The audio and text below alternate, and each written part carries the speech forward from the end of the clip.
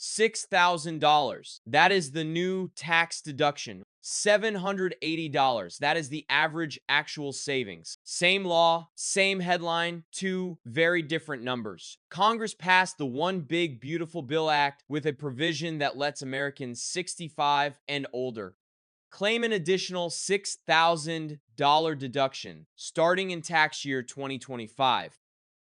The White House said 88% of seniors would no longer owe federal tax on their Social Security benefits.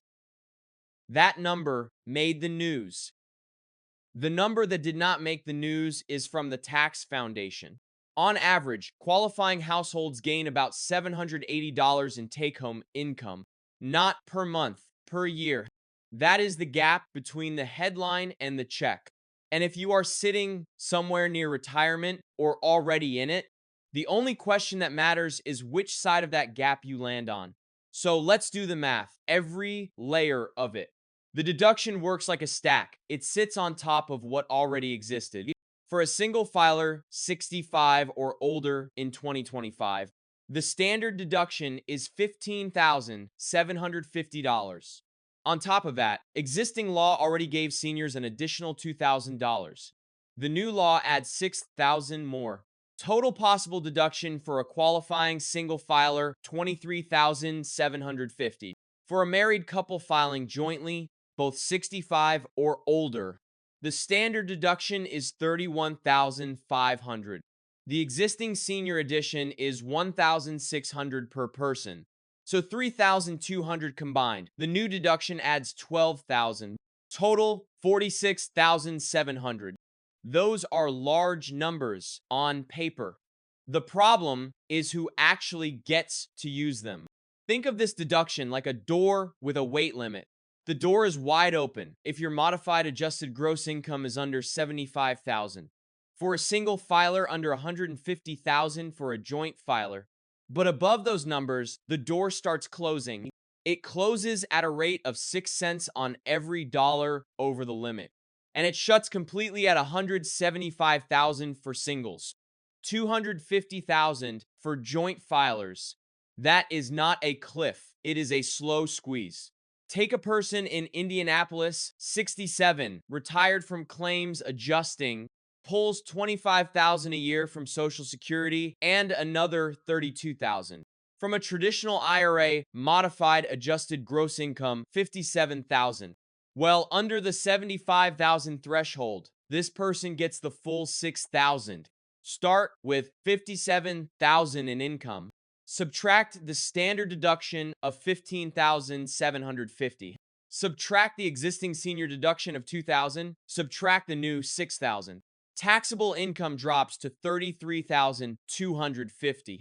At the 12% bracket, that $6,000 deduction is worth $720 in actual tax savings. $720. That is the real number for someone in the 12% bracket. Now take someone in Raleigh, 69, retired at support. Social Security benefit of $28,000 a year. Pension of $52,000. Modified adjusted gross income, $80,000. That is $5,000 over the $75,000 phase-out threshold. Multiply $5,000 by 6%. $300 gets subtracted from the deduction. This person does not get $6,000. This person gets $5,700. And all of this is public data, public math, not personal advice for anyone's specific situation.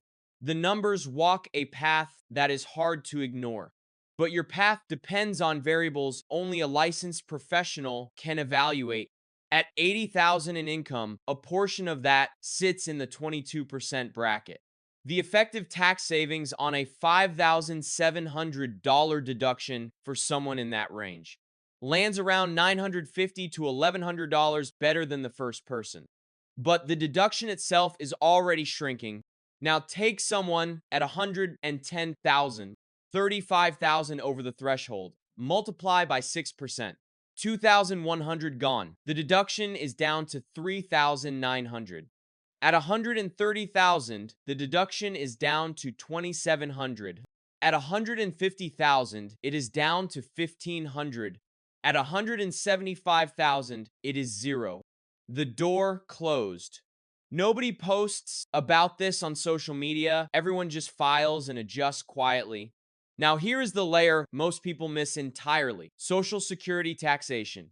The thresholds that determine whether your Social Security benefits get taxed have not been updated since 1983 and 1993. They are not indexed to inflation. For a single filer, if your combined income is under 25,000, 0% of your Social Security is taxable. Between 25,000 and 34,000, up to 50% is taxable. Above 34,000, up to 85% is taxable. Those thresholds were set when the average benefit was less than $500 a month. The average benefit as of January 2026, according to the Social Security Administration, is $2,071 a month.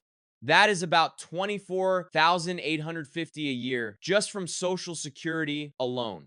Add any income on top of that, a pension, an IRA withdrawal, part-time work, and most retirees blow past the 25,000 threshold without trying.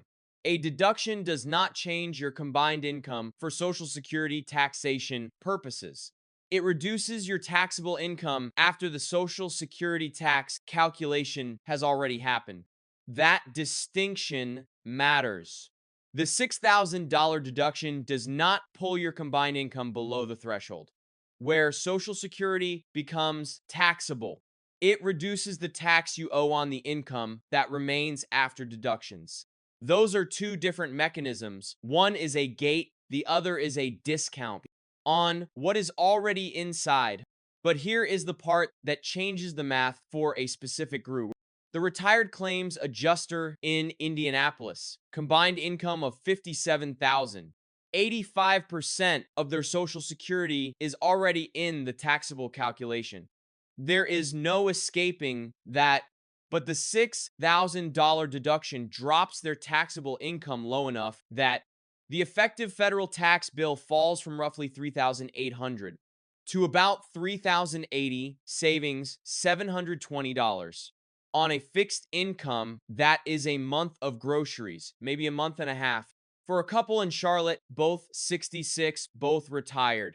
One former dental hygienist, one former project coordinator. Combined Social Security of 44,000, small pension of 18,000. Total income 62,000, joint filers. Well under the 150,000 threshold, they get the full 12,000 deduction. Their taxable income drops from 62,000 to 15,300 after stacking the standard deduction of 31,500. The existing senior edition of 3,200 and the new 12,000. 15,300 in taxable income, all of it in the 10% bracket. Tax owed 1,530. Without the new deduction, their taxable income would have been 27,300. The first 23,850 taxed at 10%. The remaining 3,450 at 12%. Tax owed roughly 2,800. Difference about $1,270. That is real, and that is not a metaphor. For this couple, the deduction cuts their federal tax bill by roughly 45%. That is the sweet spot. Joint filers, both qualifying, combined income under 150,000, low enough to get the full 12,000, high enough to actually have taxable income to reduce. Everything I just showed you was the math for people who benefit. Now here is the part that should stop you cold. According to the Peter G. Peterson Foundation, citing Tax Policy Center analysis, fewer than half of older adults will benefit from this deduction at all.